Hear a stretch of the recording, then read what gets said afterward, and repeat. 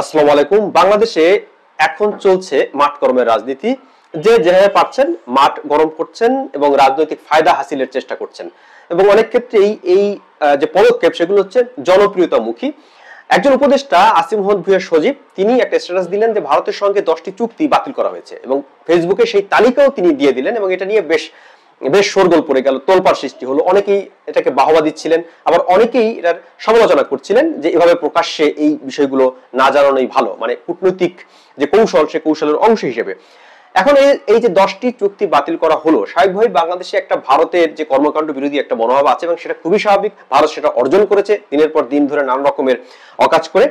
কিন্তু এখন এটা প্রকাশ্যে আসার পর এই যে চুক্তি বাতিল হলো, মূলত এটার বিষয়ে সবচেয়ে ভালো জবাব দিতে পারবেন পররাষ্ট্র উপদেষ্টা তৌহিদ হোসেন, এবং তিনি যে উত্তর দিয়েছেন সেটা একেবারে এই আরেকজন উপদেষ্টা মানে আসিম মোহাম্মদ ভূঁইয়া সজীবের উল্টো। তিনি বলছেন না, ভারতের সঙ্গে তেমন কোনো চুক্তি বাতিল করা হয়নি, একটি চুক্তি বাতিল করা হয়েছে এবং আরেকটি বিবেচনার মধ্যে আছে।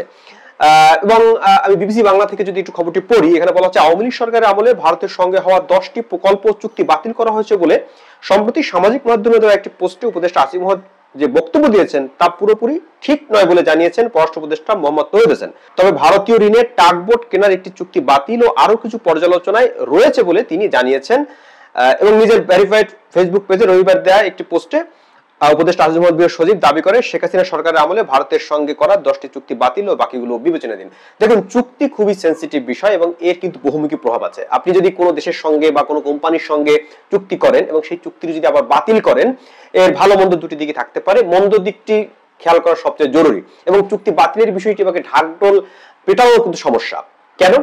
কারণ আপনি যখন চুক্তি বাতিল করবেন তখন সেই দেশটির সঙ্গে তো আপনার সম্পর্ক খারাপ হবেই, এবং যদি দেশের স্বার্থবিরোধী কোনো চুক্তি হয় নিঃসন্দেহে সেটা আপনি বাতিল করবেন, এবং সেটা বাতিল করার পর যখন আপনি প্রকাশ্যে বলবেন আবার, তখন সারা বিশ্বে যারা বিনিয়োগকারী আছে, সারা বিশ্বের অন্যান্য দেশ যারা আছে, তারা কিন্তু আপনার সঙ্গে চুক্তি করার ক্ষেত্রে ভাববে, কারণ তারাও মনে করতে পারে যে আমাদের সঙ্গে চুক্তিও যে কোনো অজুহাতে বাতিল হতে পারে। কিন্তু সেটা আবার ঢাকঢোল পেটালে সেটা একটা মার্কেটিং হয়। আপনি হয়তো দেশের ভিতরে হয়তো অনেকে বাহবা আপনাকে দিতে পারে, কিন্তু বিশ্বে যদি আপনি দেখেন তাহলে অনেকেই কিন্তু আপনার উপর আস্থার সংকটে পড়বে।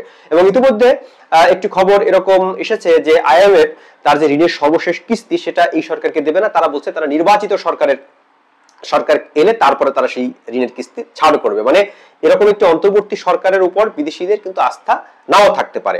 বিশ্বের কোনো দেশই চাইবে না যে তারা এমন কোনো দেশের সঙ্গে চুক্তি করতে যেখানে চুক্তি বাতিলের কোনো শঙ্কা আছে। এবং এক্ষেত্রে পররাষ্ট্র উপদেষ্টা তৌহিদ হোসেনের যে অবস্থান, এটাকে অনেকটা ম্যাচিউর বলা যেতে পারে, এবং তিনি যেভাবে এটাকে বলেছেন ঠিকই আছে। তার দিক থেকে চুক্তি বাতিল করলেও সেটা ঢাকঢোল পিটিয়ে সস্তা জনপ্রিয়তা পাওয়া, এটা একেবারেই সস্তা রাজনীতি, মানে জনপ্রিয় হওয়ার রাজনীতি। ক্ষেত্রে একটু কৌশলী হওয়া কিন্তু দরকার আছে আমাদের। ইতিমধ্যে এই যে উপদেষ্টাদের লড়াই আমরা দেখলাম, এক উপদেষ্টা একটা কথা বললেন, আর এক উপদেষ্টা আর একটা কথা বললেন, এটা কিন্তু সরকারের সমন্বয়হীনতাও প্রকাশ করে। সর্বশেষ 3টি বৈঠক হয়েছে 3টি দলের সঙ্গে প্রধান উপদেষ্টার, এবং সেখানে খুব মজার বিষয় হলো যে 3 পক্ষই উপদেষ্টা নিয়ে পরস্পর অভিযোগ করেছে। আমরা জানি যে এই উপদেষ্টা পরিষদের একটা অংশ বিএনপি পন্থী, একটা অংশ জামাতপন্থী, এবং ছাত্র উপদেষ্টা আছেন 2জন। ফলে 3টি যে বড় দল এই মুহূর্তে, সেই দলগুলো সবার কিন্তু রিপ্রেজেন্টেশন আছে এই উপদেষ্টা পরিষদে, এবং সবাই একে অপরের সমর্থক উপদেষ্টাদের বিরুদ্ধে বলছেন, বাদ দেওয়ার কথা বলছেন।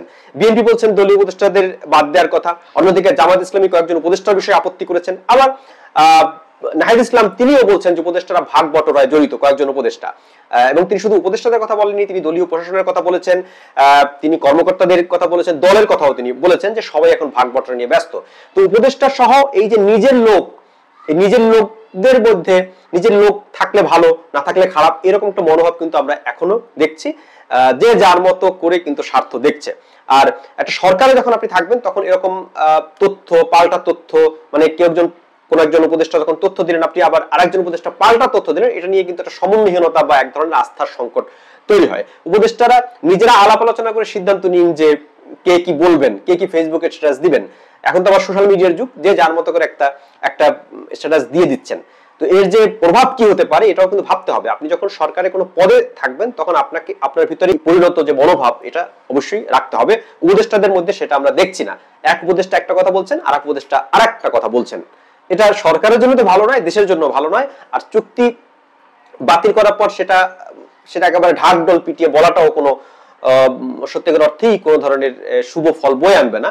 বাতিল হলে বাতিল হয়েছে, সেটা নিয়ে এত প্রচারণার কি আছে? আশা করি যারা ক্ষমতায় আছেন তারা এই বিষয়গুলো বুঝতে পারবেন। দর্শক ভালো থাকবেন সবাই, কথা হবে নতুন কোনো ভিডিওতে।